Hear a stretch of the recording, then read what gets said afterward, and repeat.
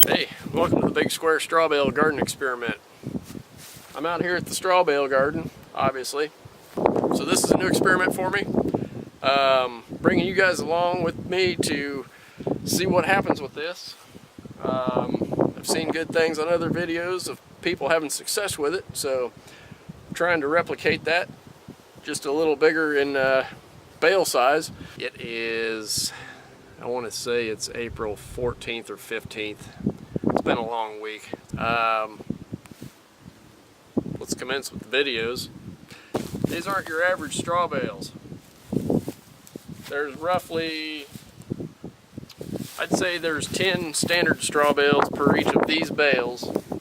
They're roughly 4 foot by 3 to 3.5 feet by approximately 8 feet long. They're very heavy, very heavy. I got to move them around with the tractor with a front end loader. So they're very densely packed too. A standard square straw bale, you can stick your hand down in most of them, dry, fresh. These you can't do that. This will be their second summer out in the weather, so they're already full of water. They sat out all last summer and all winter also. I'm planning on the rain washing this fertilizer into the bale. I don't have a source of water at a hose available here, so I'm going to be dependent on rainfall a lot for this experiment.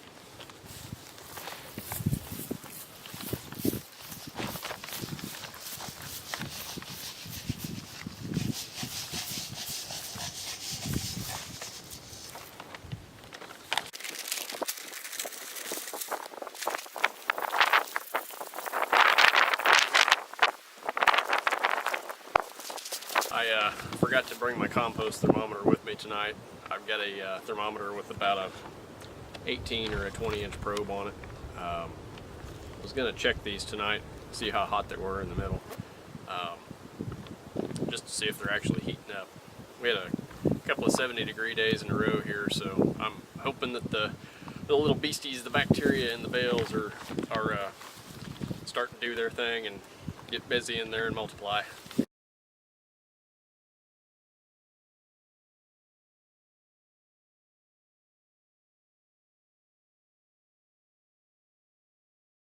As you can see, all but one of these bales are laying with this stubble, like the ends of the grain of the straws are pointing out like this.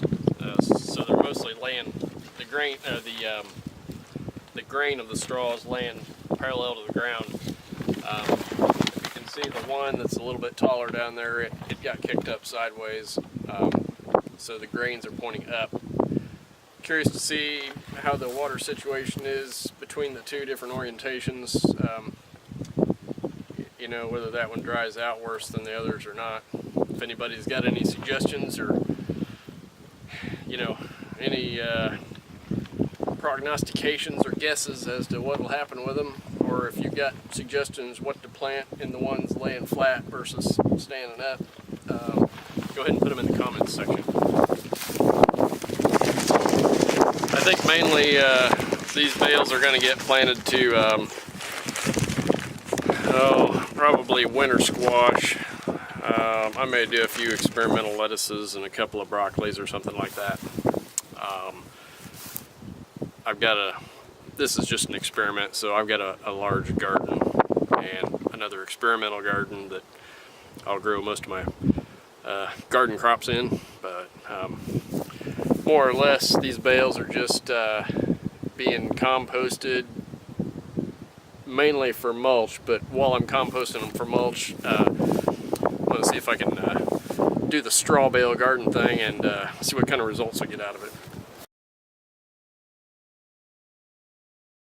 But yeah, these will get used for mulch next year, so this is kind of a 2-year process. They sat out in the weather all last summer. It's kind of a windfall for me. They were being used on a entertainment farm. They were stacked up 3 high in a pyramid shape so the kids could climb on them and have fun. And they were done with them. They were wanting to get rid of them, get them out of their way, and so I went and got them. And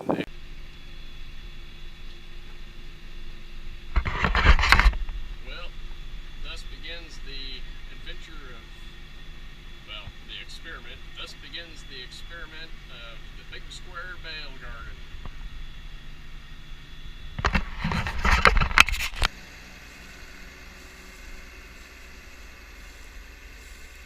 Well, there ought to be plenty of mulch here now. 2018. It'll be growing season 2018.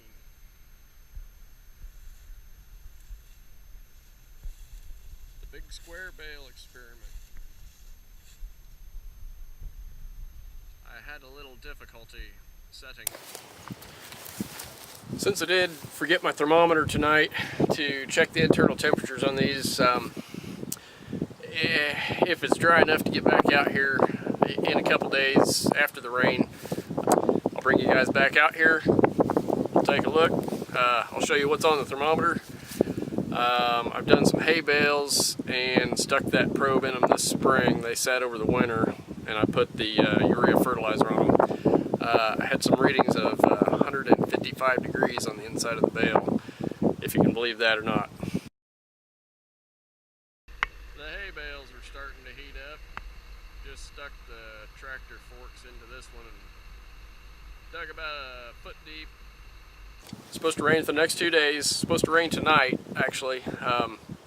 And what I'm hoping is that this urea fertilizer is very water soluble. It doesn't take very much rain at all to basically dissolve it into either the ground or the top of the bale. Real big. I can't even budge these bales. They are extremely heavy, extremely tightly packed. And that leads me to wonder how well the fertilizer is working its way down into the bale, but I'm counting on rainwater to do the trick. Anyway,